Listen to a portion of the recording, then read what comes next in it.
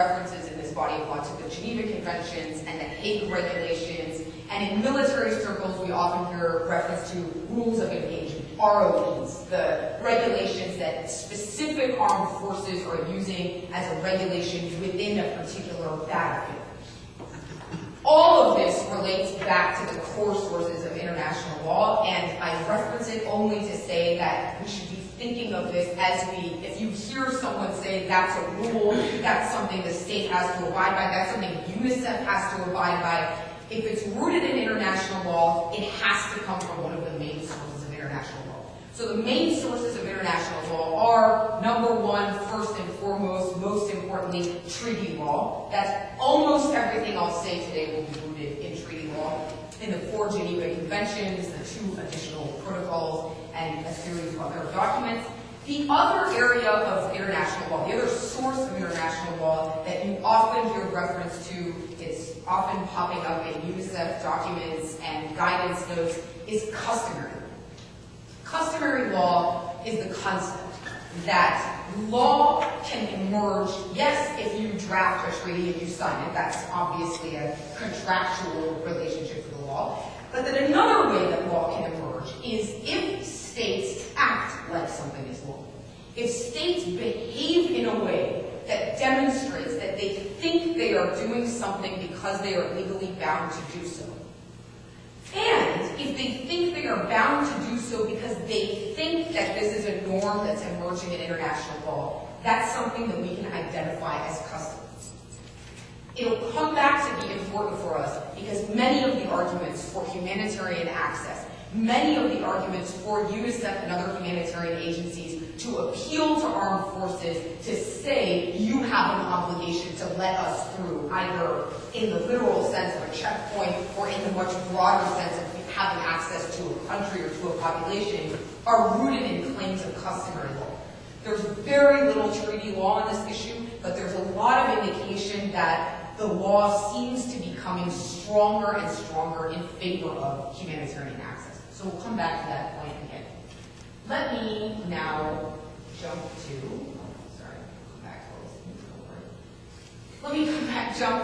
international humanitarian law and the law of armed conflict. So let me say a few words in the introduction of what is this body of law, how does it function, and then I'll come into some of the detailed aspects of the law in 2 main areas. One is in the conduct of hostility, so how does the law regulate actual fighting in warfare? And second is in the area of qualification of armed conflict. And I'll try to point out why I think this may be relevant to your work, particularly when you're engaging in a country where it's important for the UNICEF team to understand what kind of environment they're working in. So first, by way of introduction of what is this body of law, this is the ICRC's definition. International humanitarian law is a set of rules which seek, for humanitarian reasons, to limit the effects of armed conflict. Now, if we were a classroom full of military professionals, I think one of the first things the military professionals would say is the for humanitarian reasons part is a little bit questionable. Most military professionals will say that the reason, yes, of course there are humanitarian reasons behind the law, but the most critical aspect of this body of law is it regulates and disciplines the behavior of the military when it is engaging in armed conflict. You may encounter armed forces that have never heard of the Geneva Convention, have no idea what it is. I have myself encountered many members of the armed forces who have said that, but their own operational rules are rooted in the Geneva Conventions and in IHL. In almost all cases, you will find that the military manuals of any given state may, again, not make any explicit reference to IHL, but will have rules that are identical to the rules of IHL. So it's a body of law that, for the humanitarians, restrains armed conflict for humanitarian reasons. For the military, restrains armed conflict so that there is a clear set of rules by which you fight and a clear set of rules by which you discipline your troops. There is an understanding that the norms agreed upon are those that both the military and the humanitarians can understand and abide by in the battlefield.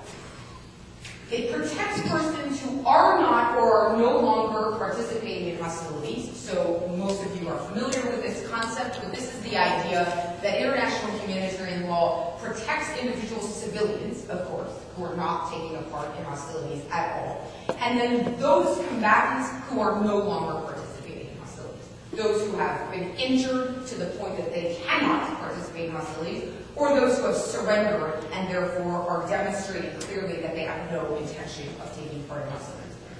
And finally, and this is the part we'll talk about in a little more detail in a moment, it restricts the means and methods of warfare. So one of the innovations of international humanitarian law, and I think particularly relevant in context where we see use of landmines, cluster munitions, blinding lasers, chemical weapons, all these types of things that are prohibited. This is the first time in world history that an area of international law, that the world got together and said, yes, there is war, yes, people will die, yes, it will be tragic, yes, you have every right as a state to try to win the war, but there are certain things that are unacceptable to do, even in seeking to win a war. And we'll see as we get into it that there are quite detailed rules regarding the type of conduct that a state can engage in when carrying out hostilities. Let me pause there and see if there are any questions or comments at this introductory stage of what the law is and what it does. Okay, so let me dig into some of the principles then. This is a terrible slide. I think I should spend the next hour on this. This is all of the instruments of international humanitarian law. I think you'll get this slide, but it gives you a sense of this is the senior citizen of international law. This is a body of law that is much, much, much more rooted in the history of international law than, for example, human rights law. Human rights law developed and grew in the late 1940s and into the 1960s, 1970s. International humanitarian law, 1863, 1864 were the first set of treaties, but by 1907, we had a body of law that is still in force today, the Hague Regulations of 1907. I only raise this not to say, hurrah, there are many treaties of international law, but rather to say, unlike some of the challenges that we often hear to human rights concepts, that they are culturally biased, that they represent the views of the powerful, that they represent the perspective of the strong, international humanitarian law, whether we agree or not, has really not faced those types of challenges. You will not find states saying that there is an Islamic perspective on the Geneva Conventions, or an Asian perspective on issues of restriction on means and methods of warfare, which they well could, right? And you've seen those arguments in the field of human rights.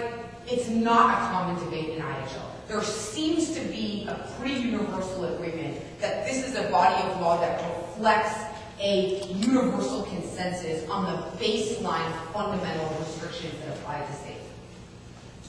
So this body of law applies to a number of actors, and here I will just highlight where I think it's different from other areas of law. So first, it is, of course, a body of law that regulates states more than anyone else. In every country in which you operate, it is the state that has the most responsibility, not only for its own conduct, but for the protection of the individuals living in the territory. It is the state that has the ultimate responsibility for ensuring protection of civilians and access of the civilian population to humanitarian assistance.